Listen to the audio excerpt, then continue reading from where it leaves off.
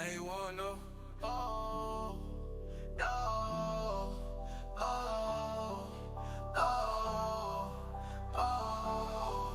oh, oh. Step into the ring, it's the champion's corner time. Oh, oh, WWE, and they only break it down. We shine from the top rope to the mat, all the action, all the heat. Champions Corner podcast where the real fans meet.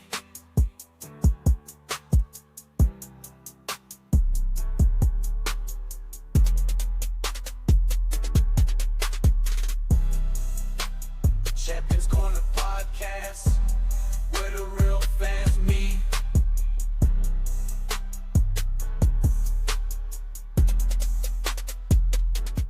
Yo, what's going on? What's going on? We're here, the Champions Corner, back at you again. We're still rocking, we're still rolling. Happy to see you here with my brothers again. As you know them, Ron G and Sean Player. Fellas, how you doing? How you doing? How you doing? Hey, Good. living a good life. Living a good life? Okay, I see. Now, you might see my brother right now, Sean. Sean, let the people see that beautiful shirt you got on right there. The Champions Corner store is live. You can find the link in the description. So go and get your merch. The Black Friday deal is coming up, so please go and get your merch. We have plenty of cool things for you, nice sayings that you hear on the show all the time. So go out and get your merch, and let's spread that champion spirit all around. We ready to roll. We ready to roll. You see it. You see it. Merry Christmas. All that good stuff coming up. The Champions Corner is live. We are spreading our wings and we are flying. And we want to thank you for supporting us. Fellas, are y'all ready to get into some SmackDown? Let's Hey. talk about SmackDown. A lot of good things are going on. Hey, it's best for business. Hey, listen, Right. best for business. You had to start it off like that, but you know we gonna let it ride because business is good as we've been seeing. You might hear a couple of things there. We have some people who are excited about what's going on. We have somebody who may not be so much excited, but we ain't gonna worry about that. But let's talk about everybody's favorite wrestling topic right now: What's that? the Bloodline. Yeah, okay. The We in there. Bloodline. The We in there. Bloodline. The Bloodline. The Bloodline.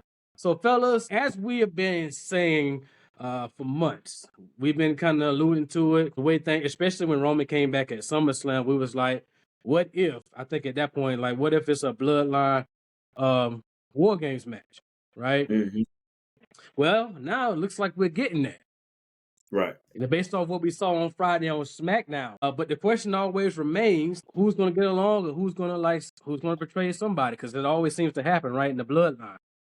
So I want to start there. We had the opening segment on the show because at Crown Jewel, Sami accidentally kicked Roman in the face. Yep. Right? And as on Monday, you saw Jay, he said, Sami, just come to SmackDown. Let's try to make it right. Mm-hmm. So Sami came. We saw how Roman responded. But Sean, I'm going to go to you first because Sean is the heel guy. So I'm going to start with the heel in this particular instance. Sean's the heel guy. Sean, what did you think about that overall segment? And do you think Sami was genuine or did it feel real good to kick Roman? I thoroughly believe that Sami Zayn meant to kick Roman Reigns. I don't care what he says. I don't care what the scenario was. Yeah, it looked like an accident, but I believe that he felt good hitting Roman Reigns. And the reason being, because he paints out that all the stuff Roman Reigns has done, that he was only there for Jey Uso himself, that he was only there because Jey Uso. He wants to help out Jey Uso. He wants to make sure that Roman is treating Jey Uso right. So I think that he kicked him on purpose. But it looked like an accident. Until Sami Zayn comes out and tell the truth, then right now it's an accident. Hey, Ryan, what you think? I actually agree with that because of what Roman has done to every one of these individuals, that he probably felt, hey, it deserved a Roman. I mean, the match was already over anyway. So it ain't like he cost him the match. Mm-hmm. You lost on your own, Roman. I'm gonna go ahead and put it out there. I'm still upset about what Roman's not doing. He ain't being a real leader to me. What? He want to be on top. He want to be that guy He ain't been a real leader, so he can continue to take these beat downs. I feel like he deserved that kick to the face from Sammy. And so until he actually says what he needs to say to these people. What is wrong with you, bro? Ain't nothing wrong with me. What's wrong with Roman? He can't say two simple words that he needed to say. And probably more than that. He really needs to say more than that, to be honest. Listen, did not Roman Reigns tell this man that he's sorry? He said it flat. He said, I'm sorry that you guys been wasting Roman Reigns' time. He said the right thing. No, but wait, they ain't got to be with you, Roman. They don't have to deal with this. They could be on Raw doing their own thing. But they came all the way to SmackDown, so they could help you fight solo. Okay. But you can't say two simple things to these people who helping you out continuously, who have been helping you out for the past 4-5 years, and they're your family. Putting the ones up don't mean nothing to me. I don't care. I'm gonna put it out there. Putting the ones up, okay, that's cool. It's a cool shot. It's a cool picture, but that ain't telling me what I need to hear. Sammy said, I don't even want you to apologize to me. I got to kick you in the face. So that was probably my apology right there from you. I got to kick you in the face. That's all right. But you need to apologize to Jay. And he couldn't even do that. That's your cousin, pretty much your brother growing up, because you, Jimmy, and Jay grew up like brothers pretty much. And you can't even apologize to that man. So this is not a complete team still. I might be signed with Solo at the end of if it come down to it. Before we move on, Lonnie, if I may. Yeah, go ahead. RC, please inform, because maybe I'm lived on a rock the last 5-6 years. Please explain to people that may feel the way I feel. Why does Jay deserve an apology from Roman Reigns? Like I said, he said he put him through mental, emotional, physical damage. That he had to leave his whole family on one show. He don't even want to be around y'all because of what y'all continue to put him through. It sounds you bossing this man around. You can tell this man what to do. This is a grown man. He finally said it. Jay need to see a psychiatrist, not Roman Reigns. What do psychiatrists tell you? Talk to your family, and they bring the other family in to handle that situation, don't they? I guess. Okay, and he right there. Jay wants to be there. He's always wanted to be there, but he still needs to get through certain things. Just like on SmackDown, he was saying, that was your one pass. Don't continue to feel like you can talk to me any way you can, any way you want to. That was your one pass. So this could break down at any moment. You saw that look he got. He heard and got about it. Hey, let me Jimmy left too. Let me paint a picture, because I'm hearing a lot about apologies this, apologies that. I'm gonna be honest with you. This apology thing seems like it's just going one way. Let me tell you something. Remember about 2 years ago now, Jay didn't want Sammy. He was the only one who didn't want Sammy in the bloodline, right? Mm-hmm. And eventually, they kind of remember. He was like, I don't give a dang on what the tribal chief say. And then what happened? Roman made him Sammy Uso. Got the honorary Uso shirt. Now, fast forward, I understand. But let's fast forward a little bit more. I mean, Jay, they double kicked Roman in the face a couple times. Jay pinned Roman for the first time in a long time, somebody did, right? And after that, his brother turned his back on him at that SummerSlam match and that Tribal Combat, I think what the match was called? Tribal Combat, something like that. Yeah. And after that, but Jay went on to do great things after that. Tag team champion, that type of thing, main event matches, Yeet and all this, that, and the other. So at one point, is it just Roman who owes somebody an apology? Or is it like, does Sammy owe Roman, or does Jay owe Roman an apology as well? If we're talking about all these apologies, I mean, although, Roman, I understand what Jay said, but at the same time, it went for Roman. Would it be at that top level right now from that perspective? Thank you. I said that an episode ago, that had it not been for Roman Reigns' efforts bringing all these people to the island of relevancy, there'll be no Yeet movement. There'll be nothing. It's because of Roman Reigns. They owe Roman Reigns everything. No. No, I because didn't Jay say did that it when much the now. Raw and I did didn't it say on that his much. own. Jay went to Raw and did that on his own. Come on now. No, no, But he's talking But about no, leading up I'm to it saying though. because they helped him every step of the way. had Jay not been a part of the original bloodline, would Jay be as hot as he is today? I mean, that sparked it. Ain't nobody denying that. Jay not denying that. But Okay. these are people that helped you the whole time you was champion. They kept you champion. And you treating them like, oh, they don't really matter? They wasting your time? Listen, The Rock said it best. Somebody got to know their role, and somebody got to shut their mouth. Right? They got Well, Jay ain't got to do it. Jay don't have to do it. Hey, hey, No, that ain't the role no more. look, Everybody done grown up. Everybody's different now. And that ain't what it is no more. And here's what Miss. that's the message Jay trying to get across. That But you can't talk to me any kind of way, or I'm not your do boy. Hold on, listen, hold on, hold on, hold uh, on, hold on 1 second. Hold on 1 second. Hold on 1 second. Let's reel it back a little bit because there's one key ingredient that's missing as well. The wise man is not there. that's the big key. The wise man is not. I understand, and I love the passion, brother. You know how passionate we are. We get it. You know what I'm saying? But let's remember that key factor. The wise man is not there as well. But So, what will he so really do? Because all he's this, gonna do is whatever Roman say. From what I captured. but he And counseled Roman Reigns. He counseled Roman Reigns, though. You got to remember Well, I that think he was a counselor too, right? So I mean, Roman isn't gonna make decisions without talking to him. This is Mike Moore. Think about it. he's a wise counsel. Yeah, yeah. Think about this. Think about this real quick. Jay said about when y'all was in Columbia. Matter of fact, Jay said at the Columbia show, "It's a reason why we didn't go get them." Who do you think he consulted? he need to hurry to come on back. You know what I'm saying?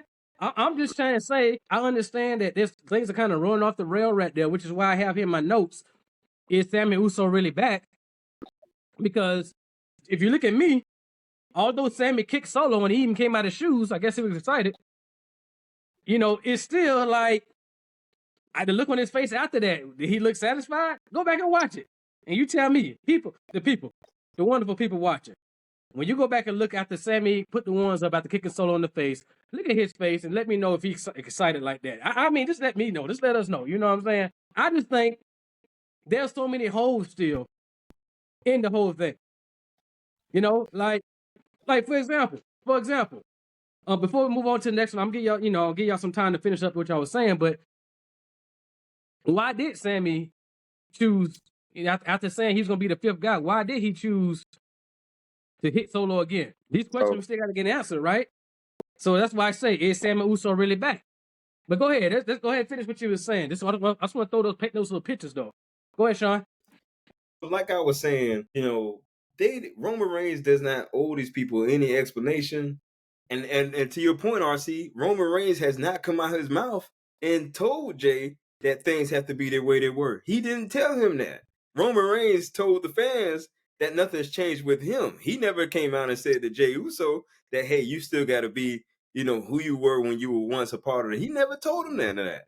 This is Jay Uso yet again trying to prove himself. If there's an old saying, when you're hot, you're hot. Like the people, you don't have to tell me you're hot, right? You don't have to tell me that. Right now, Jay is telling Roman Reigns he has to show Roman that I'm hot, that I'm the Yeet Man.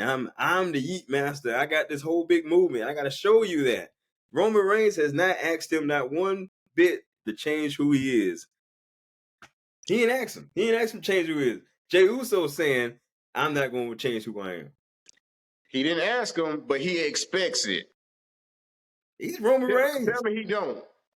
He's Roman Reigns. Okay, well that's what I'm saying. You don't expect me to do what was happening before.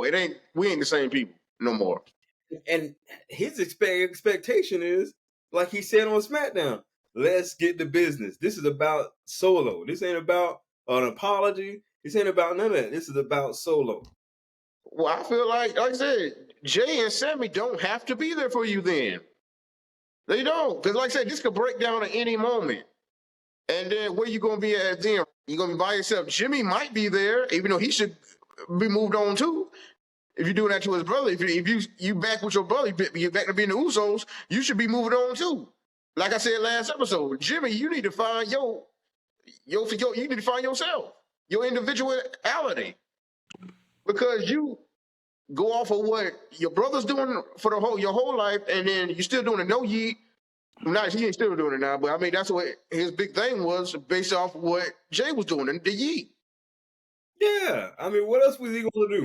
That's what I'm saying. Find your own, find yourself, find who you are outside of the bloodline. Because you had to, like I said before, he retracted when he kicked Jay. He had to retract and go back kissing up the Roman, and he back doing it again with this.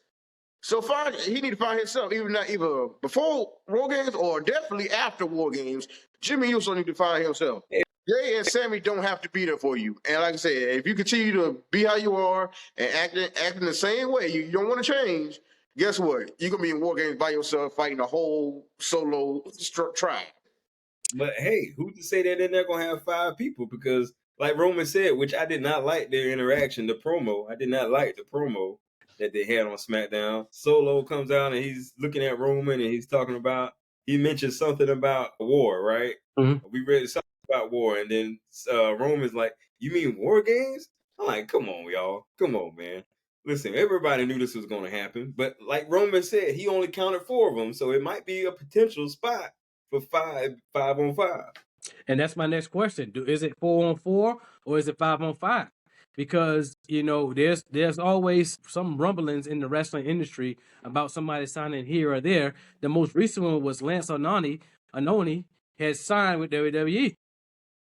So if this is true, and he does come in, who does he join? Because it sounds like to me it's gonna be 5 on 5.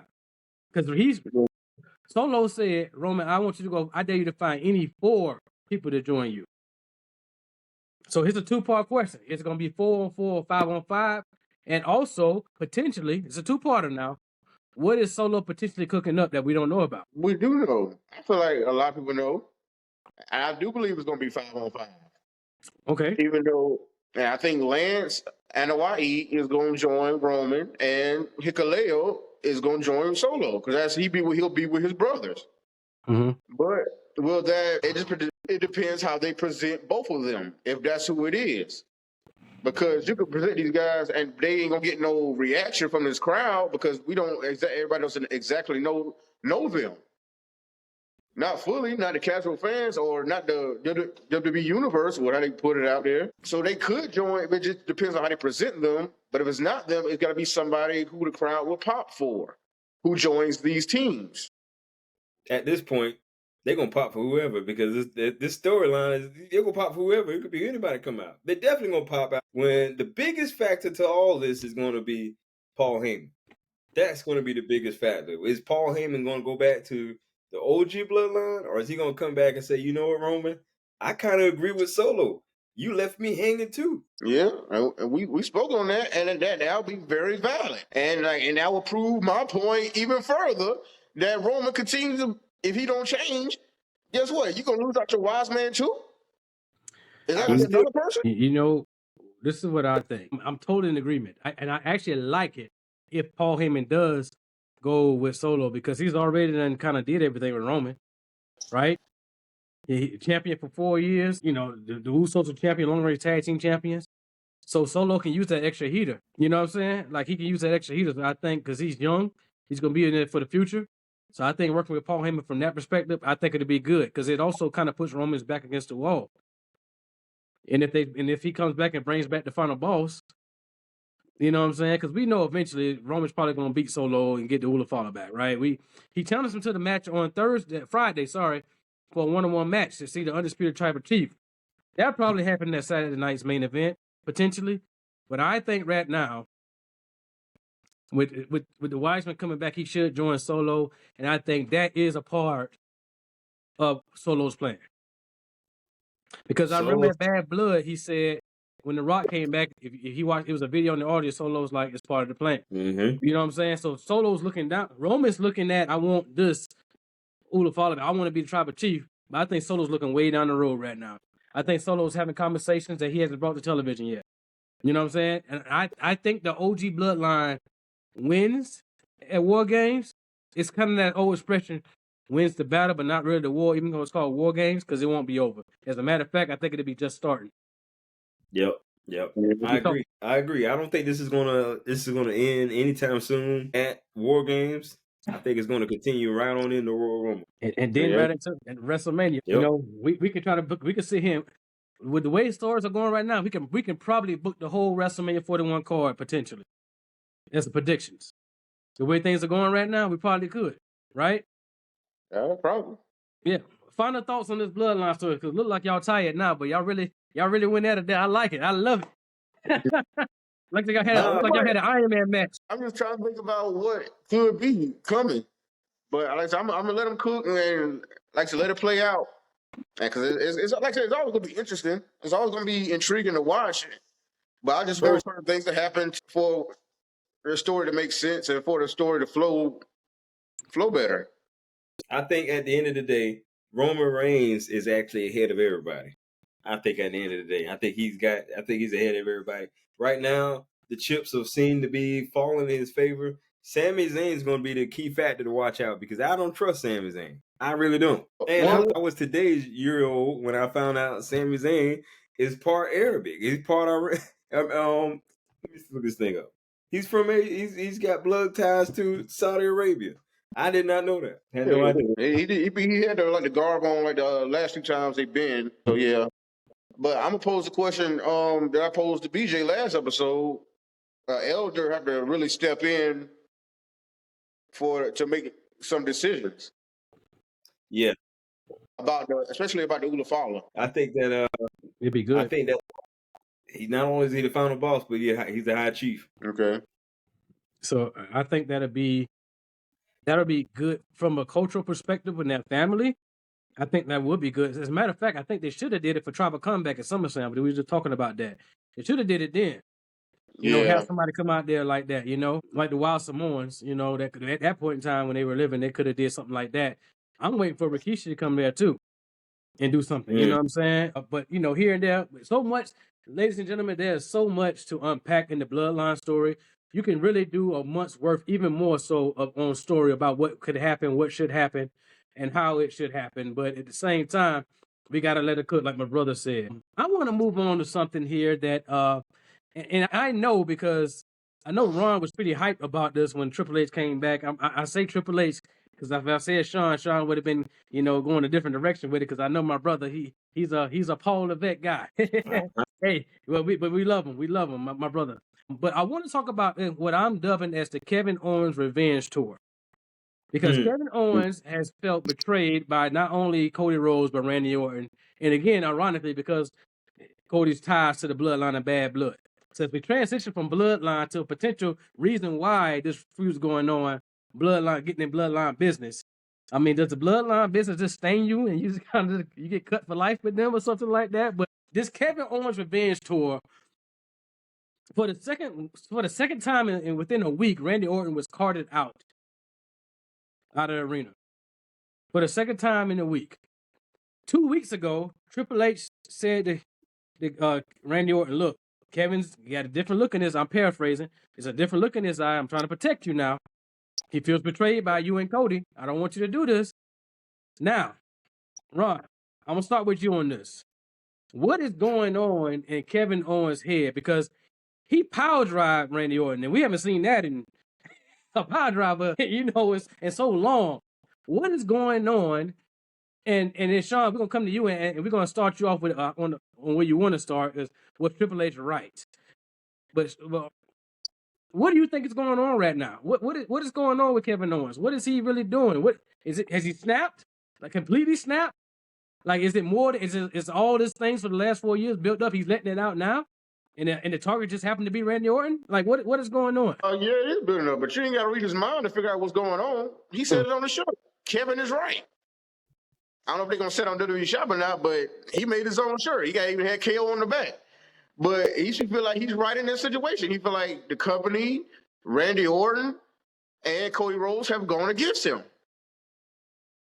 And so he's retaliating. The company continues to push these guys and try to silence him every time he's trying to talk about something, or somebody coming out to interrupt him, or it's something like that. So if y'all don't let me talk and y'all don't want to hear what I got to say, you're going to see my actions.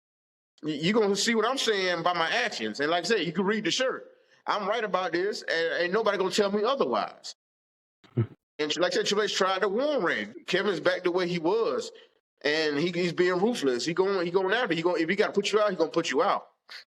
And like I said, Orton got carted off twice. He got put through that table. They didn't even start the match at Crown Jewel. The match didn't even go on.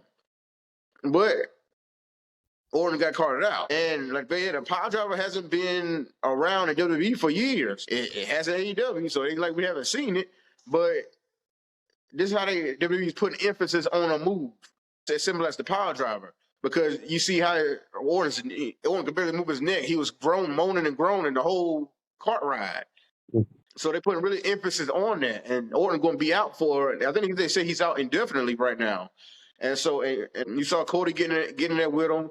And Orton is the one who got Cody on the bus, telling him to get out of here. Because Cody wanted to handle it a different way before. So now that Orton is going to be away, Cody's going to have to handle it another way now. And he's going to come back after Kevin. So either they're going to have a one-on-one match at Survivor Series, or like I was saying before about this 5-on-5, they could join opposite teams in this War Games with the Bloodline. I don't know. Like Cody could be with Roman and them, and Kevin Owens could find his way with Solo begrudgingly. You know, he doesn't want to be involved with the Bloodline, but he could see, Solo could talk to him and say he believed in what Kevin Owens is saying, and that could get him on his team for the War Games. So that could be what the 5-on-5 is. I would say, Sean, before you go, I would say that kind of goes against the grain, though. I understand what you're saying, and you're painting a beautiful picture, but at the same time, Kevin Owens is mad at Cody because he did that. Yeah, but with Roman, he didn't really say with Solo. That's why he would join Solo, and Cody would team up with Roman once more. I mean, that's just an option. I'm just saying. But like I feel like they should just do the one-on-one for the title, whatever you want to do. But I'm saying that's an option because they say 5-on-5. That's what I'm saying. Yeah. I see you too, but I just, if I'm being completely honest, I just think Kevin Owens got whooped equally by both of them. So I don't, you know what I'm saying? So he didn't got spiked and speared and Superman punch and beat down equally. I don't think that I would think that would kind of stain his character right now because he's doing something. You know what I'm saying? He's doing something, but you paint, like I said, you paint a beautiful picture that could be, but also to your point, it should be one-on-one. But that's just me. Go ahead, Sean. Ladies and gentlemen, I want you guys to pay attention to this. This is you guys' fault. This is all your fault. Every last one of you watching this channel, it is your fault that Randy Orton found himself in this predicament. Because why? Triple H told you guys. He tried to warn all y'all. He told you. He said this wasn't best for business. He told y'all that Randy Orton wants none of the smoke with KO. He told you. But you guys, what did you guys do? All y'all, what did y'all do? Y'all boosted Randy Orton up to take this fall. So it's you guys' fault. This is you guys' fault. Triple H was right. He told y'all from the very start. He came out there a few Fridays ago and told you guys through a promo. He did a good masterclass showing you guys why Randy Orton does not want anything to do with this version of Kevin Owens, because we finally got what we've been looking for inside of Kevin Owens. We got this gritty, I don't care type Kevin Owens, and this is you guys' fault. You brought this on Randy Orton, so you guys are going to have to deal with it. You're going to have to deal with it. Triple H told you, and Triple H was right. You want an offering? Triple H was right. He was right, baby. If Kevin Owens' shirt really need to say Triple H was right. Now he was right. Go ahead on now. But in all seriousness though, he is absolutely right though in terms of Triple H tried to warn Orton, and you know he always, you know, one of the things that I feel sometimes that when a professional wrestler goes into an administrative role, if you will, the current roster always try to be like, hey, remember when you was this? And they pull at that part. Like, I'm not talking to the COO. I'm talking to the cerebral assassin. What would you do in this situation? Well, I'm going to be honest with you. I can't think, and Sean's going to appreciate this, I can't think of so many times that Triple H didn't do something successfully when he wanted revenge. Triple H would have had that sledgehammer ready to go. whether heel or face, every time somebody kind of push Triple H buttons, it's very few times he didn't get the upper hand with the sledgehammers or whatever, the Cerebral Assassin, because he did calculated moves. Orton is not doing calculated moves. He's just thinking vengeance, and he's paying for it. He's paying for it. Orton needs to go back to the Viper Orton because Triple H would have went. He would have had the sledgehammer. He would have had it already. Everything would have been planned out. It would have been a cakewalk. Kevin Owens definitely don't want none of that. Thank God that Mr. Hunter is not cleared to be in the ring because he would have handled this years ago. There would be no Kevin Owens. well, you know, I knew you would say that. Like, I want to give you a spotlight on that, but I want to go back to something that Ron alluded to. You know, he was when Randy got Cody out of there, and because Cody wanted to handle his way, right? But now Orton is hurt, which I believe that's going to kind of transition to how Orton turns on Cody, like it's all your fault kind of thing, right? But Cody left in the ambulance with Orton. Now, where does Cody fit in at this particular point now? Because it's kind of been Orton. Now that Cody's, past Crown Jewel, he was already busy with Gunther. Obviously, we think Cody's going to fight KO. But where does he fit in right now then? This next week, does he come out and fight? What happens now? What happens now? Where did they pick this thing up and roll with it? Real quick, I feel that this makes Cody Rhodes more of the hero now. Cody Rhodes is coming in more so as a hero. He's being empathetic with what happened to Randy Orton. So now he feels like not only did Kevin Owens attack him grudgingly at Bad Blood, but now you injured my best friend, one of my best friends. So now I have to take revenge. So I feel that's going to be the Cody Rhodes' MO to be invested into this next angle or this next match, potentially with Kevin Owens. Yeah. Yeah, he gonna come straight out, call Kevin Owens out. Either Kevin Owens not gonna show up, or he said he gotta fire him. Either way, Cody Rhodes gonna come after Kevin Owens, and they're gonna do how they do, all the security breaking them up, and Nick Howard is gonna try to do the same thing, be out there and try to maneuver or whatever it is, and but eventually they gotta come down to an agreement, and they gonna have a match. That's what wrestling is. It comes down to we getting in this ring, and if you got something to say it in the ring. Because what you saying right now, it ain't hitting with me. So, and what you did is even worse. So we got to fight. Right. Well, let me ask you this then: if that's the case, what match is really the War Games match then? You know what I'm saying? The way these boys going at it, you know what I'm saying? Gotta be Bloodline. Hey, yeah, I'm just saying, this man got jumped in the streets. Yeah, and that might be the opening match of Survivor Series. I ain't gonna lie to you. Who? Kevin Owens and Cody. Okay. Depending on how they play it out, how the story's playing out, because I don't think Roman started. I mean, the Bloodline started Crown Jewel off, and Cody ended that one. So I mean, like it might switch back to where Cody's gonna defend his title, be the first one out. Because there's a lot gonna happen with that Bloodline story as far as working. And The Rock might show up also. That's a big there, so that might close the show, especially if Brock does come out. Yeah. I think, but I also want you to keep in mind. I know we're not talking about it so much. We'll probably talk about it soon. I'm pretty sure there got to be a women's War Games match, and when they have big shows like that.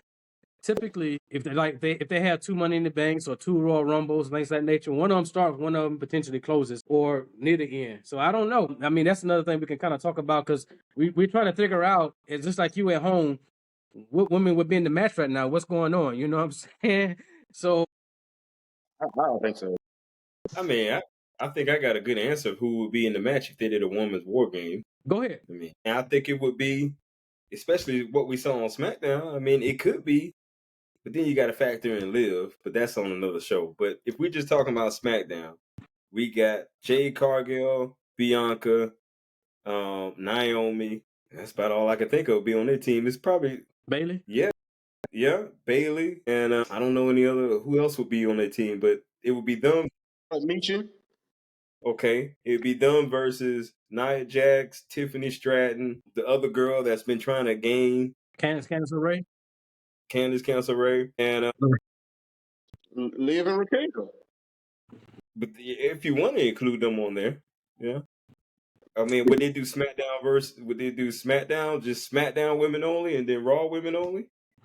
I don't know. That's how they did back in the day for the traditional Survivor Series, and I don't think really that. I don't think they need to go back to that because I think that kind of waters down what's going on each brand. You know what I'm saying? Personally, because as a matter of fact, this is a perfect segue because one of the things we've been talking about before about pulling my notes back up here. You talk about Jade and Bianca kind of going into War Games potentially, which Bianca has done before. I personally believe these two young ladies have really put some emphasis on the tag team division because they're hitting each show for the most part every week. You know what I'm saying? There was consecutively when NXT was on the road, they were there either saving somebody and then having a match the following week. They defended it on Smack. They're having matches on SmackDown. They defended it on Raw. They're having backstage segments at Crown Jewel. They had a fatal 4-way tag team women's match, which was a wonderful match, by the way. So I believe this is the most emphasis. To me, the women's tag team titles are at the highest it's ever been. You know what I'm saying? The highest they've ever been. So I want to get your take on that because as you also saw, there was a huge announcement for the women's mid-card division as well on SmackDown, which we'll get into.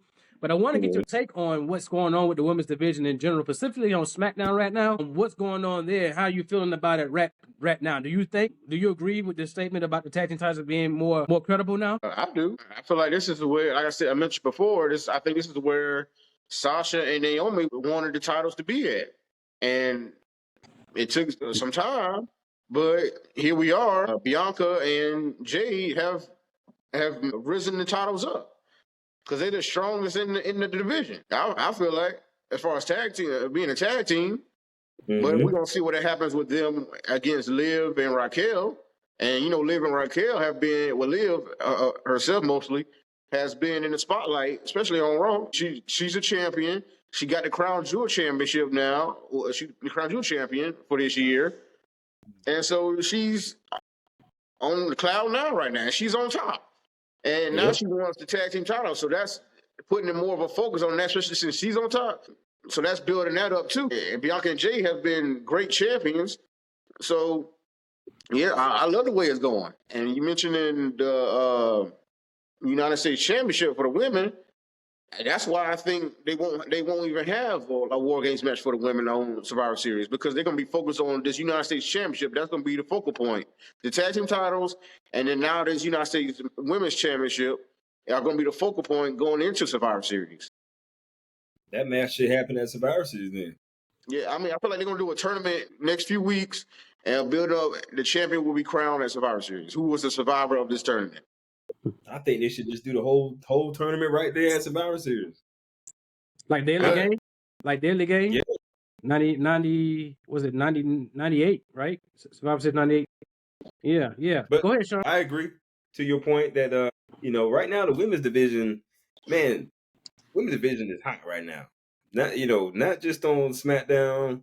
The women's division across the board, the landscape of wrestling is hot right now, man.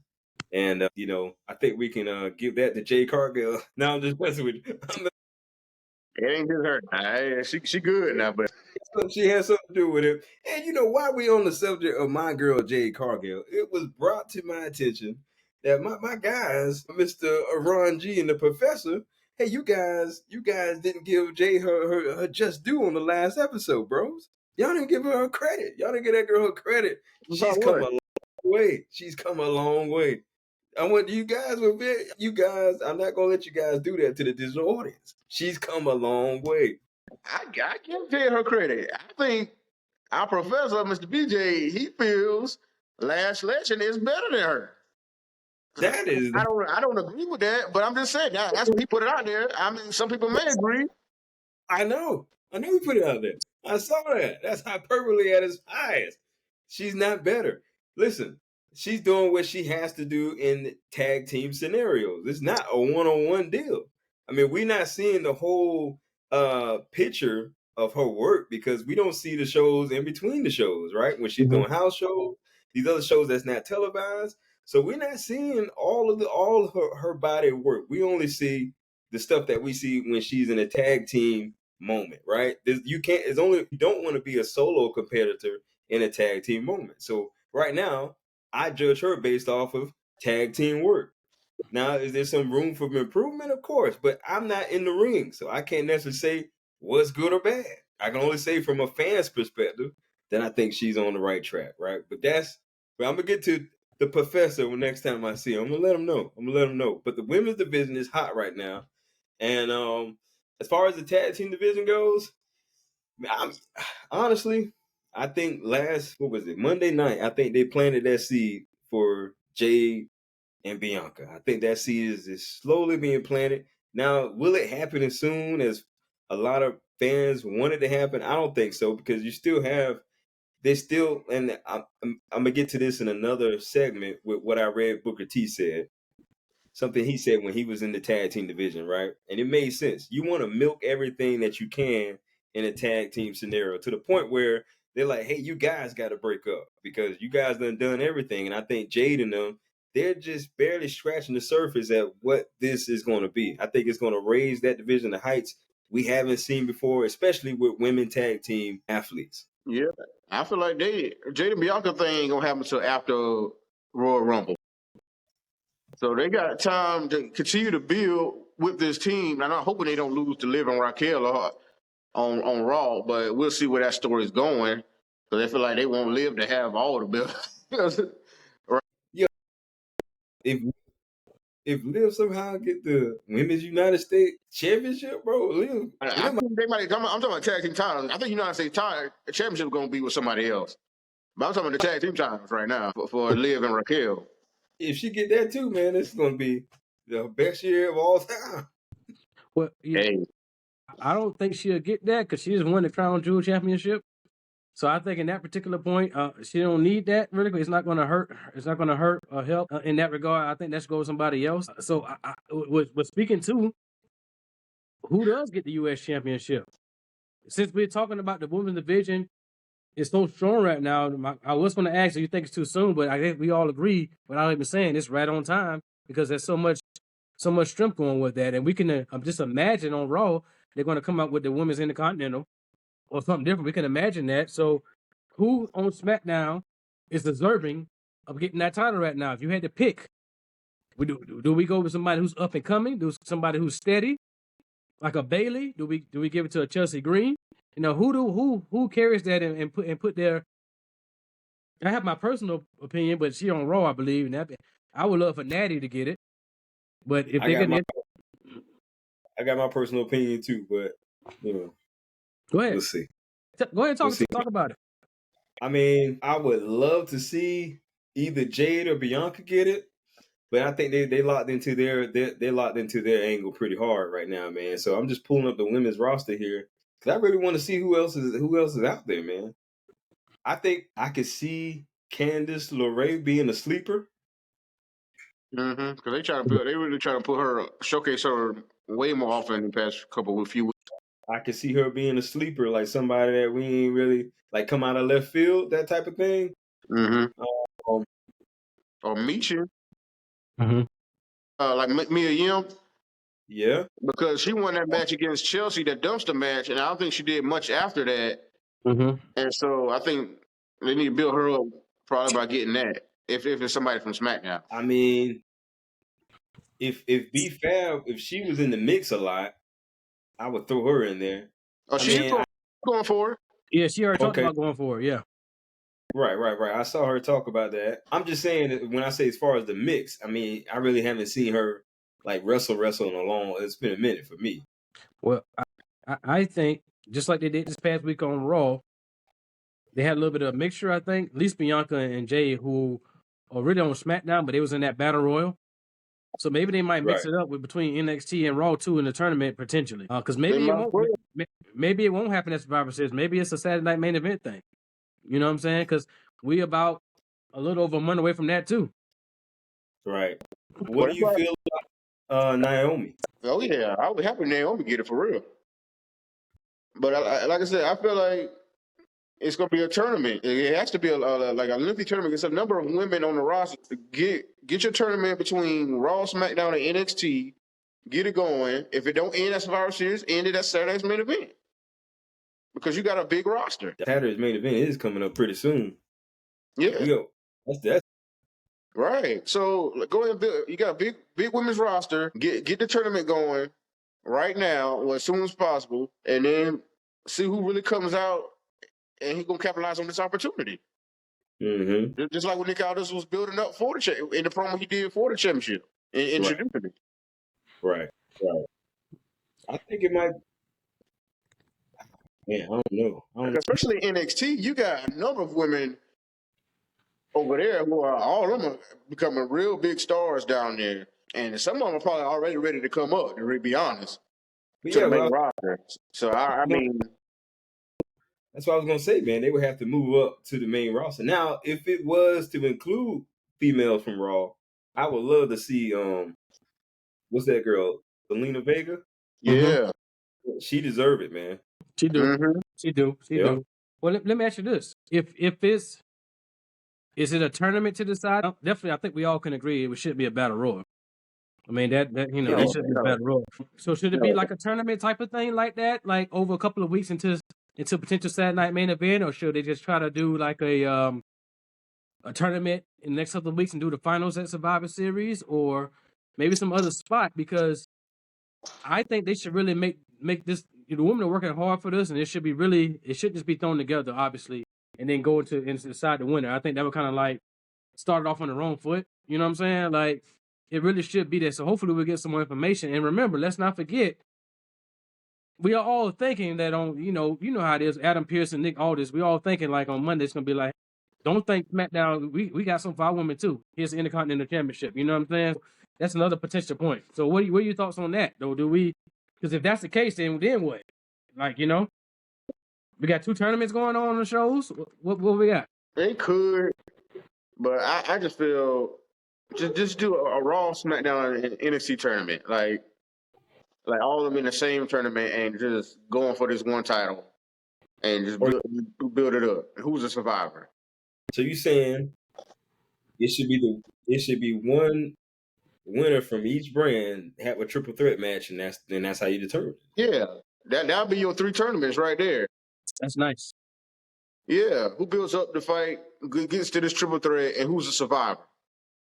Because in NXT, they already doing the Iron Survivor Challenge coming up soon too. They announced that. So I mean, yeah, and possibly whoever wins that. Well, I mean, I don't know. That could be further down. That's like December, man. I don't know. But not too I far. was It was like December. That's not too far too. It's December 7th, I believe, and that's again less than a month. So you got 3 big shows, 3 back-to-back shows that weekend. WWE gonna have. Okay, well, like I said, they can do back-to-back. Well, no, not back-to-back. I mean, whoever wins Iron Survivor could be the challenger from NXT who gets in that triple threat. I mean, I got to see what the dates are on all these shows, but I mean, that just could be an option. But I still think all 3 brands should go for this one title. One from all 3 brands. 30th is Survivor Series. Deadline is the 7th, I believe, and Saturday night's main event is the 14th. So that's 3 weeks back-to-back of WWE PLEs.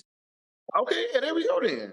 3 back-to-back. So they're going to be milking that. And then, so you again, like I don't personally, in my opinion, we're 20 days away from Survivor Series as of today.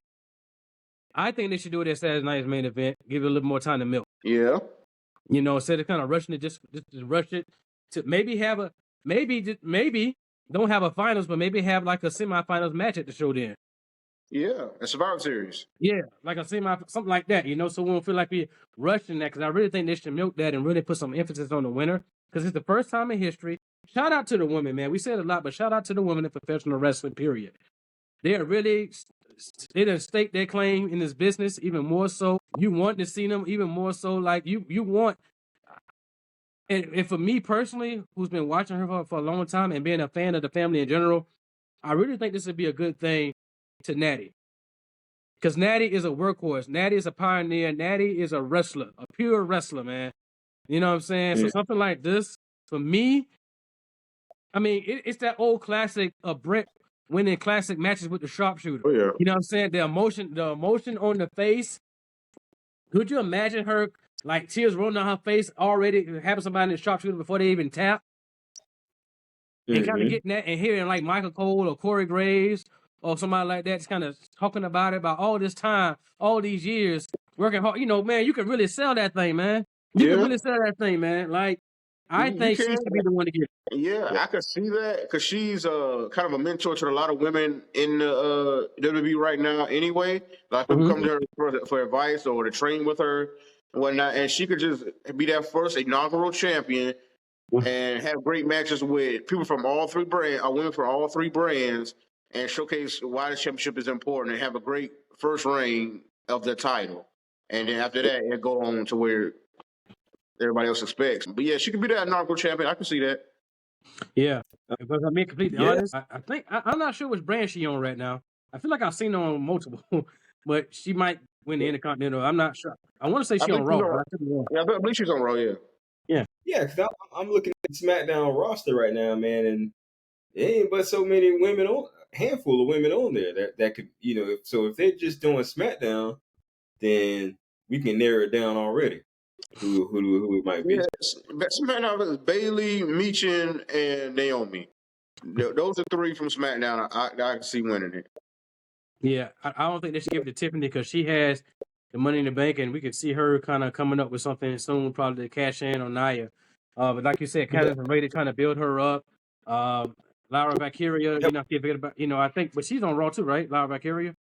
Yeah. Right. She's on Raw, Yeah. so yeah. I think that girl, if it's going to be a tournament just on SmackDown, Candice LeRae would probably be the sleeper. I think she'd be the one nobody see coming out the woodworks. Yeah, because she's the speed champion. Yeah. And Naomi has a shot at Nia next week, so we'll see where that goes too. Yeah. Now, I don't know if it's. I mean, based on what we saw, I mean, it could be B-Fab. It could be somebody, you know what I'm saying? But there's so much going on with that. And this is what we love about it as fans and to our digital audience. We all like to wonder what's going to happen next. We all have our personal preference of who should and how it's going to go. And even the sleepers, people might sleep on like a B-Fab and a Candace LeRae, who's kind of just hanging out right now in a sense. They could be the sleepers to come up and grab that championship, or even the Chelsea Greens, who very entertaining. You know what I'm saying? You probably won't know her for her matches right now, but let's not forget that dumpster match, man. She went in.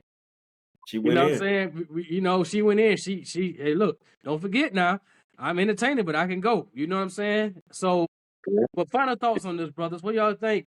Final thoughts on any final comments on this women division right now? It's great. I love the way everything's going, especially with I like who the champions right now. They're very entertaining and strong champions, especially in NXT. They really showing out. Like I said, they had a 5-on-5, but last NXT, and all of them could be put up there. And that's just 10 of the women down there. There's more women down there. That's great. When they get up to the main roster, they're gonna do some damage. But as far as I think SmackDown has a more filled out roster as far as women go than Raw does. But I would like to see if they do an Intercontinental title for the women on Raw. So all they need right now is this United States to go through all three brands. And there's a number of women who could get that title. Like I said, Piper Niven is another one. We didn't mention. I don't know if we mentioned because Piper and Chelsea were kind of going back and forth about it. We'll see what happens with them two. Yeah, it's a great thing. It's good. It's another championship. Like I said, these companies bring up so many championships nowadays. So, dude, I hope they don't lose their meaning with it being so many. So I just want to see where it goes. I'm happy for the women. Go ahead, Sean. And so it's much overdue. So I think it's time for them to have another like a mid-card championship for the women. And I think it wouldn't lose its purpose. I think it would still have its own separate shine. I mean, just like the men's United States Championship, if you give it, if the athletes do the work, then they're gonna have enough time to shine or put eyes on that championship. And I also think if there was to be a scenario where a rift had to be created between Bianca and Jade, this would be the perfect scenario. Putting this championship on either one of them to create that proverbial, okay, this is why I'm envious of you, this is why I'm kind of jealous of you, to create that ripple effect for their storyline. This would probably be one of the ways that they would do it. But that's kind of wishful thinking, but we'll see. I would like to add one more note, and nobody brought it up. I just thought about it. Let's not forget Charlotte Flair is still from SmackDown. Oh yeah, she sure is. And I knew I'm looking at Ron because I knew how way his brand miles was gonna go on. I knew If she come out of left field and win this, boy, the GOAT, greatest of all time. hey, but look, but you know, we could digress, but I want to move on to something else. Because ladies and gentlemen, there's been rumors upon rumors, as it always is in wrestling, about Montez venting his frustration. Ladies and gentlemen, we did the work and we couldn't find the platform where he said that. We went out just off rumors. We heard veterans say what they should do. Booker T said, lose the cup. If you're frustrated, lose the cup. You know what I'm saying? Because nobody paying attention to the cup. But I wanna do something real quick. I wanna read something that I did run across on Montez Ford and Angelo Dawkins' social media. Okay? This is Montez. No matter what may come, we do this together, my brother, forever. Street Profits. That's Montez, right? Dawkins says this. They disrespect you. They say you're not good enough. They say you're done. At the end, we are the Street Profits. Love to the fam. There's both of their captions on their photos, and it's more so them teaming up overseas recently, and they had a couple photos there. And I want to kind of paint the picture because there's been talk about they should break. We heard it. We heard it on what was the Love and WWE? Is that what Montez and Bianca show was called, something like that? Yeah. You know, they talked about around WrestleMania 39 point that Montez should leave and go single star. Now remember, right before that, he was in the U.S. Championship Elimination Chamber match in, I think, Calgary. When it was there. Yeah, he was in that, right? And he showed out. He stole the show. You know what I'm saying? He stole the show. So my question is this. We talked about the social media subliminal message. Is this a work or is this legit? Because I also want to paint the picture that next week, the Street Profits are getting a tag team title shot against the Motor City Machine Guns. On SmackDown Lowdown, the Street Profits cut a promo, and it was very passionate. Essentially, he's saying championship or bust. There's no plan. There's no plan B. Championship or bust. Does that mean they break up? Does that mean they go separate ways? And I also want to say that he put a real life shot out there. He said, we tried to pair with somebody else, but they left and went their own way, did their own thing. We know who he was talking about. He's talking about Bobby Lashley. You know what I'm saying?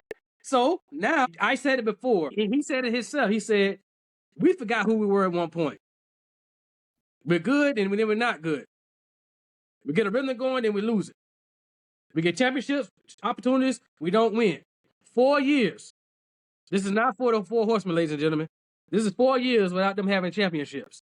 So my question out of all of that, what is going on with the Street Profits? And if they do not win, what happens next? Let's start with you, Sean. Well, I would say I don't think it's a work. I think I do think it's a work, right? Because based off of the promo that I saw on SmackDown Lowdown, they're actually taking their true feelings and building this into a story, right? At least that's what it looks like, right? By taking, I call it, shots at Bobby Lashley and MVP for going the direction that they went, kind of leaving them in limbo because that seemed to be the direction that they were going in. Looks like they were going to try to do something with that group. It looks like it, but we don't know because things change. Right? And I would say, man, yeah, it's been 4 years, but man, this is wrestling. We're looking at it from a fan's perspective. I wanted to be in the ring, but I did not necessarily go that path. Right? Love the product, love the business. But man, things sometimes just take time. I think he's in a perfect spot right now to really let this thing brew, let this thing, just develop. Yeah, from the outside looking in, looks like he's getting screwed, looks like a lot of things are going on, but that's the outside looking in. I agree with what Booker T said. I've said this one time before. I think the first time we brought up the conversation around black athletes in wrestling. No, everybody does not associate themselves with that gimmick, right? Everybody don't necessarily gravitate to red cups and stuff like that, right? I agree with what Booker T said. Get rid of the cup. He's like, that might help him, right? And another thing Booker T said in this article, he was talking about, he compared his time with Harlem Heat. He was like, yes, I could have left my brother at that time, right? I could have went on to do my own thing, but he's like, we milked it down to where there was nothing more either one of us could do. And I think because Montez said that they're in a state right now where they still don't know their identity, then that tells me you still have to milk this tag role, right? You got to get everything out of it to where when you do come out of this, your stock is high. Your stock ain't like, okay, now you're going to build off from this point. Your stock, they got equity in it. So your stock is high. So now when you come out and you're a solo star, now they're riding off of you actually being the breakout star in that scenario, right? Now on paper, to me, he's a breakout star, because he seems to stand out more than Dawkins right now. But I think that he still needs to milk this. I like the promo they had because now they're like, hey, it's championship or bust around the board. All of us we up for it all. We getting every type of championship we can have. Now, if that happens, now we talking about, a different story. If that was to happen. I love the promo. If you guys haven't seen it, digital audience, you want to check it out on SmackDown Lowdown, because that's what I've been talking about. You have to take this thing by the horns, right? That promo that Montez cut, it was from the heart. It was from the heart. You felt that. And I strongly believe if the guys are speaking like that, if they're talking like that, there's no way the front office is not going to notice that, right? It has to resonate with the fans because this is the fans' product. It has to resonate with the fans. We talk about that a lot of times. We talk about scenarios on black athletes. It has to resonate with the fans. I think if anything, this election taught us, if it taught us anything, you can't go off based upon how you feel, right?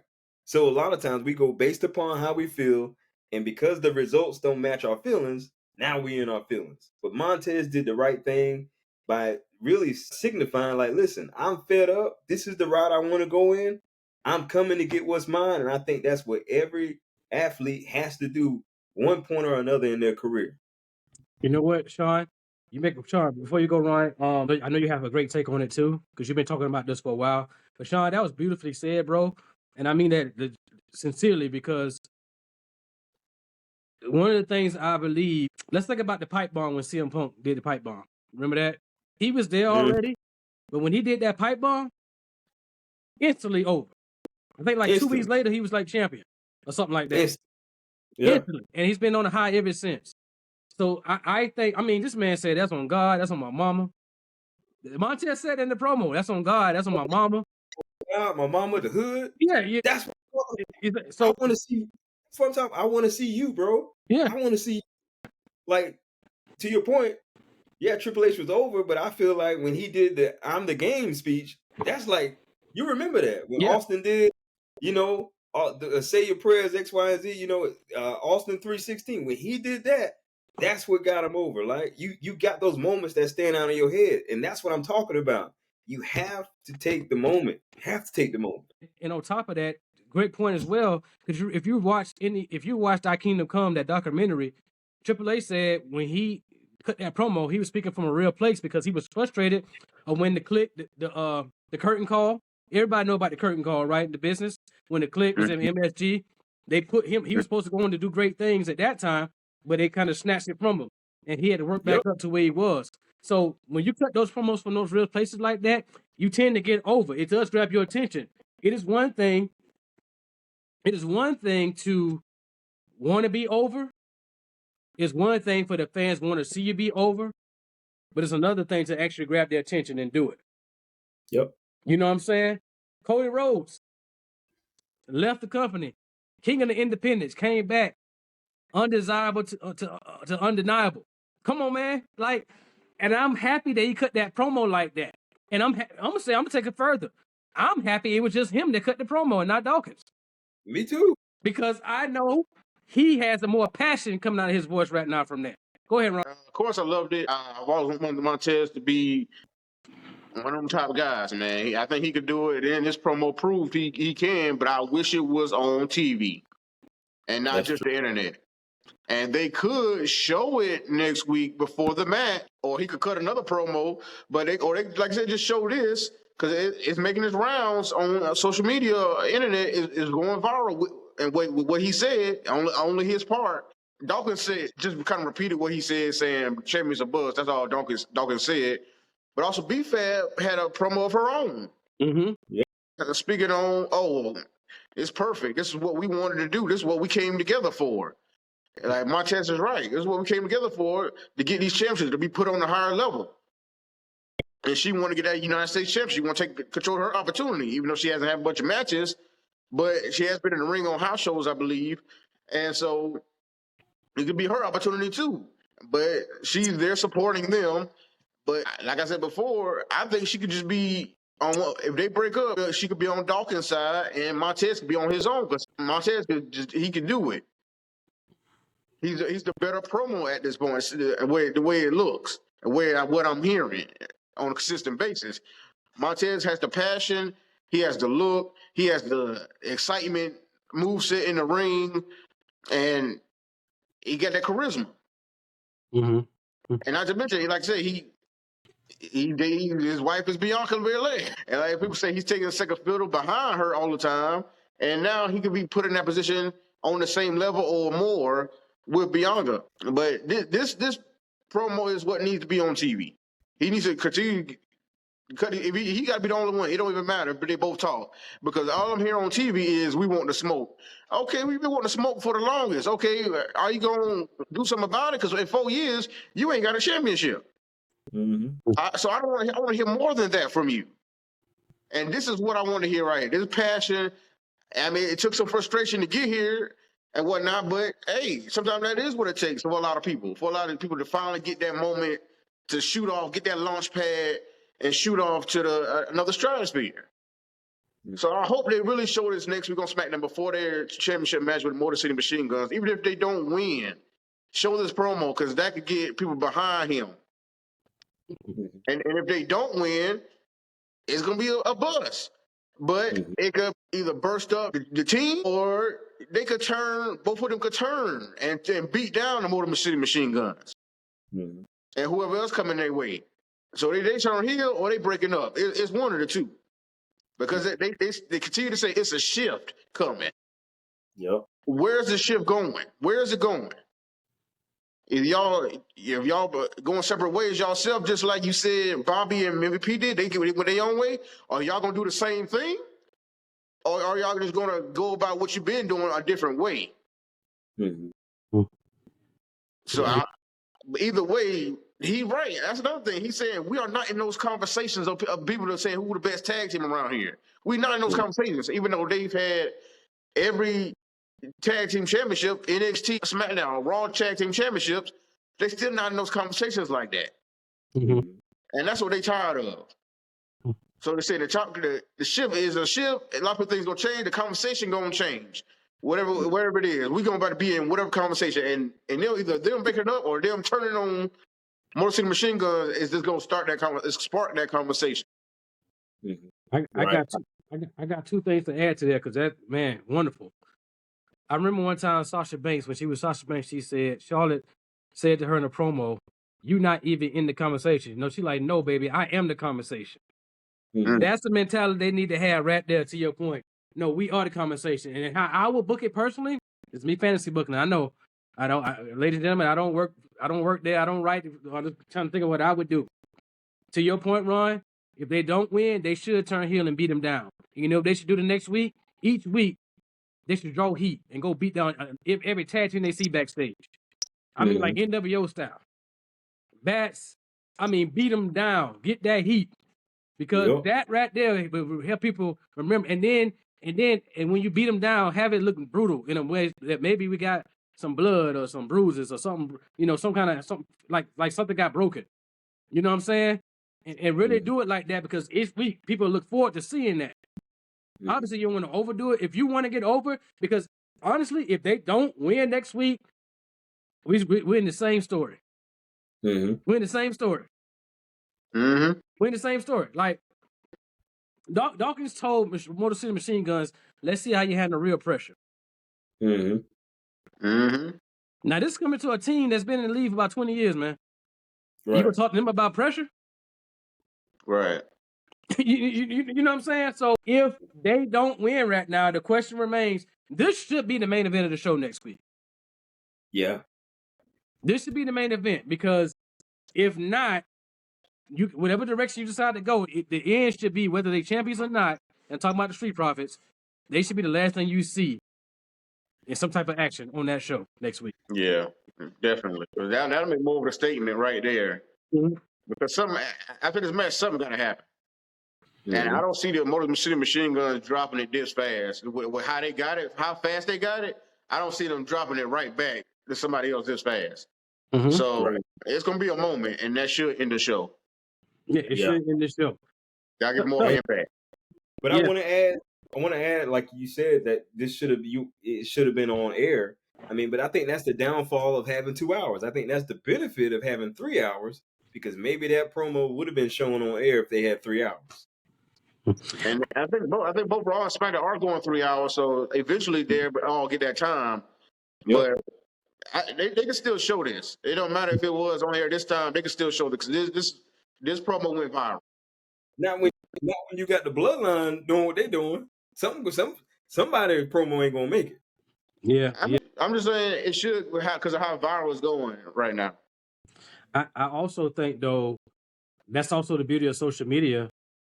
You know, viewership is a big thing, as we know, as we discussed. But you can play that thing during the week too, leading up to the match.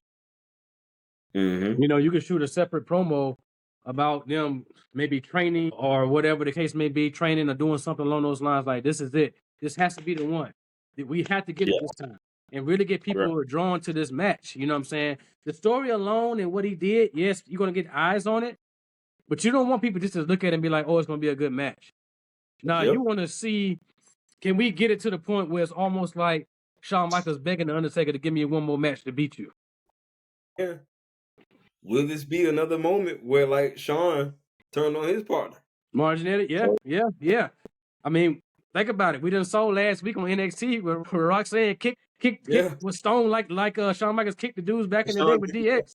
You know what I'm saying? So, you know, that'd be a perfect thing, man, I think, because honestly, I think we all can agree we want the Street Profits to get the titles, but we also want them to do something with it. Mm-hmm. You know what I'm saying? Winning it is just not enough, because if you win it, and then, you know, what happens then? So the question remains out there for the digital audience as well. If they win it, what's next? If they lose it, what's next? Right. So, you know, we don't want to just give it to them just because they cut a good promo, right? We want something to happen with it. You have to deliver. One thing Shawn Michaels said, I quote, if you're going to be in the main event or whatever the case may be, if they give you titles, whatever, you have to deliver. Mm-hmm. You have to deliver. Which is why I'm pushing for them to get the main event spot next week. This person, what I'm doing. But final thoughts on this, brothers, before we move on to our last segment here. I mean, I don't think we said it all, but like you said, having that last moment on the show will give it more of an impact. And like I said, if they don't show the promo he did on SmackDown Lowdown, he could cut another one just as passionate and then, you know, go from there. Because like I said, everybody already wants to see Montez in that spot anyway. Mm-hmm. You just give the fans what they already want. You just add more icing to the cake. I got you. I got you there, brothers. Going on to another tag team, who I believe needs to break up because I just don't feel they're as over as they would like to be. DIY. Yeah. So they were champion for what, 2 weeks this year, something like that. And if you know anything about Johnny Gargano and Tommaso Ciampa's history, they fought alongside each other in NXT, and they had classic matches in NXT. And they both done constantly turned on each other to the point where Triple H had to get involved and say, enough, man. Me and Sean did this before, but y'all got there the way to end this, right? You see Tommaso Ciampa's more food was on the fire. We can't forget about that. You know, he said, you keeping our titles warm, and then Profits come in and snatch it from him. So that's another thing. Do DIY, do they interfere in costing the championships? Yeah. And then, thank you. Then from there, what if DIY and Street Profits really battle it out to see who really gonna get this thing, and they really build a historic rivalry where, okay, this winner of this rivalry has to get it, type of thing, right? Mm-hmm. But what do you think's going on with DIY right now? Because we see Tommaso Ciampa has reached the boiling point. He's reached the boiling point. He's done. He's like, look, I'm tired of this. You got our titles. Wait a minute. Now it gets swept under our feet. They beat down pretty deadly, pretty good. Well, he did anyway. So what's going on with DIY? What's going on? I'm trying to figure out. It seems like I don't know if it's been built up as much as what the Street Profits got going on, but it's like Tommaso Ciampa went crazy on SmackDown on a Pretty Deadly. He was beating him down, like continuously put him on the table, or putting the head on the table. He was doing a lot. He was going off. So I'm trying to figure out where all this comes from. I know, they want the tag team titles back. I mean, that's what most of these teams want. But I'm trying to see where it's going because, like I said, if they break up too, that's like 2-3 teams that need to break up right now on SmackDown. Yep. And Street Profits, DIY, and A Town Down Under. Because that was supposed to happen. It seemed like they kind of forgot about that storyline. Yeah. Because even Grayson Waller's show, it got canceled for SmackDown. So I'm trying to see where all these going with all these tag teams on different pages on SmackDown. I don't know where it's going. That's why I said Tommaso Ciampa, like I said, we've seen him and Johnny break up. Johnny could be on the same page Tommaso is on. It should be, at least, because he should want it just as bad. But like I said, but I don't want to see Street Profits do something. They could feud with Street Profits, but it's just I do want to see Montez on his own and Dawkins be Fab. I think now would be the perfect thing to do. And Tommaso and Johnny could get on their own again and do a rivalry or whatever it is. But I still think they'd be in the same spot they are right now. Right. Yeah. I feel like this is over. What their tag team that is, because it looks like Ciampa look like he done snapped, man. He ain't trying to hear nothing, man. Anything that the other guy say, he's like, man, what are you talking about? We need to do this. Need to do this my way. So I think that tag team is about to dissolve. But to your point, it's a lot of tag teams about to be over. About to be over. So it's good to see what's gonna happen, but I think it's over with them. I would say, as much as not too long ago we was talking about the tag team division. Now look, we got it. Our eyes on the tag team division, but not so much the tag team titles in a sense. It is, but what are these tag teams going to do? Right. We're talking about 3 teams potentially breaking up. Potentially. Yep. And that's just on SmackDown. We got Raw with a New Day. Yeah. They about to celebrate New Day. Yeah, and the Judgment Day haven't fit those titles since when? And they're gonna have to fight the Viking Raiders, I believe, soon. I think the Viking Raiders gonna beat them down. Or the War Raiders now, they call them. War Raiders. Yeah. So I mean, you're thinking about all that now. DIY, my take on this, just break them up, let them feud. To let people know what they can do. For the people who just watch, because in WWE Universe, there are people who watch the main roster and NXT, but there are people who just watch the main roster. Right. You know what I'm saying? Bring back the memories of those for those fans who are always connected in that regard, man. So I think DIY should break up because truth of the matter is, when they come out, they don't get a pop. No, we were there here in Orlando. We didn't know. Yeah, they don't get a pop. They don't get a pop. So just go ahead and just let them go their separate ways, and kind of build from there. Would you agree to, Ron? Yeah, they could do it that way. Like I said, it just depends on how they build it all up. And that's why I keep saying it's a draft need to happen soon, because I think all these teams could be better on separate brands, and it just needs to flip at this moment. It's not just with tag team division. It's a lot of situations that they need to kind of reshuffle the brands. I feel like. I hope that if it is a draft, I hope it's done differently than the last draft. Golly. Yeah, a lot of people are looking for something more, something more special. Because they could just do it like something on Peacock, do like an own draft show, like the regular draft, like NFL, NBA drafts are. Mm-hmm. They don't have to be on the Raw or SmackDown. It could be on its own show. They can have Michael Cole and another host at a studio location somewhere, and they can do it like that. I think that'd be great.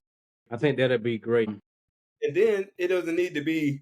To me, it doesn't need to be predictable, right? I mean, you know what I'm saying? Cody go to Raw or something like that. It need to be something like, oh my gosh, I never thought that would happen. It need to be a real shakeup, Mm-hmm.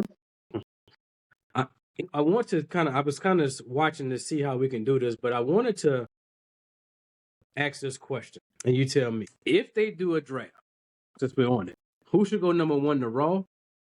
Who should go number 1 to SmackDown? Where essentially you would want your champions to be, if they are eligible to be drafted, they will pick the champions to be number one. Essentially, I mean that's your main person. They're either quarterbacks or the team. And Cody continue to say he QB1. He got it on the T-shirt now. He got a T-shirt. Yeah, he got a QB1 on the sleeve of his new T-shirt.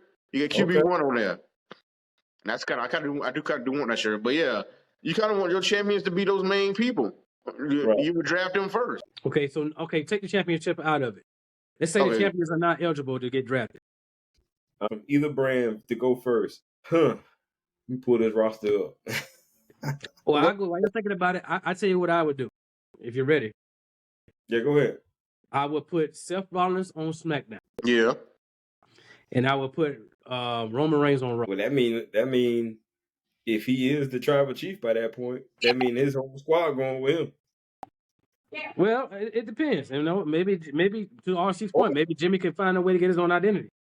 Or not unless you it's individual. Like one point I think they used to do, like I think it was Triple H or something to do with Evolution. Like they just drafted, they broke up a group. You know what I'm saying? Like they did New Day. Right. They did New Day that one time. And the reason I say that is because there are things that still need to happen. Seth needs to get redemption on Cody. He lost 3 matches in a row. And could you imagine Roman fighting a Gunther? That'd be good. You know what I'm saying? But yeah, I don't think he should have to fight. Yeah, but I don't know how soon. I'm only saying this based on. Hey, I don't remember. Did the draft happen after Mania last year or before? I think it was after, right? I think it was before Mania. But it was after Mania. Okay. So I'm thinking about those lines too. But that's just but from that perspective. But nonetheless, I'm pretty sure we have a major show to talk about that when we do it. I just wanted to kind of get your idea while your mind was kind of circling around that to kind of get how that would go. But yeah, whenever y'all ready to answer that, if you're still thinking about it, either way it's fine. I go with what you said because those are 2 biggest stars besides the champion. Mm-hmm. Those 2 are the main stars you want on your show. Right. So like I said, that Shield produced 3 top tier talent, like of a generation. And like both of them, and then like I said, Moxley and AEW, they're still the top, all 3 of them. And so that's who you want to lead your locker rooms. Besides, like I said, besides who the champions are already, right at the moment. Go ahead, Sean. You got an answer? Man, I think that's perfectly fine right there. Seth SmackDown, Roman to Raw. Let's see. So Roman and Gunther. But then we not switching the champions, right? Because I would put Gunther on. That might work out too, depending on how they do it this year. But to your point, I just think that they probably should do like they're doing, like y'all said on Peacock, have a draft special. Maybe do a couple of days of it. Maybe not a whole hour and a half or something like that. Maybe do. They can involve the fans too. Like it could be just like a place, but the wrestlers aren't there. You know what I'm saying? Yeah. Yeah. Yeah. Or maybe they make a special appearance and come out and say something. Like cut a promo or something like that, Man, tell them to call us. Let's book this thing, man. Tell them to call us. Let's help them. I think Orlando got a deal for it. Why not? At the Performance Center. At the Performance Center. Yeah, right there. I thought it's just when they do it, because they could do it at the beginning of the year around Rumble time, or do like I guess they've been doing it after WrestleMania, where you get a refresh anyway. Or do it like the NBA. I think the NBA throughout somewhere halfway through the year, they just do a draft. Off season, I think. Yeah, but like I said, wrestling WWE don't have no off season, so wrestling period doesn't have an off season, so it's hard to do it like that. That's why I said just do it a refresh either at the beginning of the year where everybody's saying new year, new this or whatever, or Netflix. Yeah, right. You're right. It come right after that. You can do draft on Netflix. Draft on Netflix or draft on Peacock, either one. So either way, it just depends on where they want to go with it. All right, fellas, final thoughts on the show tonight. Anything you want to add what we talked about? I think it was a very good show. Thank you for rocking with us too, digital audience. Any final thoughts you want to give as we get ready to go into we're already on the road to War Games and Deadline and Saturday night main event. Any final thoughts? Oh, also Full Gear. We got Full Gear coming up, AEW. Yeah, Full Gear. Yeah. Is Bobby Lashley facing Swerve at Full Gear? Yep. Okay. Yeah, I mean, but final thoughts. I mean, hey, pay attention to the channel because we're gonna be covering it all. Yep. Saying whatever you want to talk to us about it or about anything we have to say, we got a lot of different kind of shows coming up, I believe, and about a different topic. If you want to bring up a topic you want us to talk about, put it in the comment. Send us a DM or do whatever you want to do about it. But we got different kind of shows coming up. We talk, especially going to recap, everyday shows, the Raw, SmackDown, AEW, Dynamite, all that stuff like that. But we also gonna have like best of right now. We gonna have maybe have some countdown shows like who the best right now, who the best of all time. We still got those type of shows coming up. But if you have anything, like I said, you want to talk to us about, put something in the comments, DM us. We love to talk to you, and we love for you to hit that shop up. I mean, I'm just saying, it'd be nice for you to support the channel a little bit. And we got everything for you. Champions Corner, myspreadshop.com is what it is. I'm just saying. That's what it is. But like I say, we just want that conversation. That's what we're here for, the conversation of wrestling. We love it, and we love to talk to you guys. Absolutely. Go Absolutely. ahead, player. Hey, he said it enough, man. Go ahead and hit that merch up. Get that merch. These things are comfortable, man. I'm starting to wear this all day, actually. My daughter says, I love your shirt, Papa. So yeah, get your shirt. It's nice quality. It feels good. We got a lot of Christmas stuff going on. Somebody out there might want hot chocolate. Grab you a mug. Hey, let's do this thing. We got that too. Yep. Like, comment, and subscribe. Hit that subscribe button real quick for me. Hit the like button. You heard it here from the Champion Corner host. We appreciate you. We thank you for rocking with us. I hope you enjoyed the show. We have more coming at you, and you all have a great night. Let's get ready for this wonderful holiday. Peace. Peace.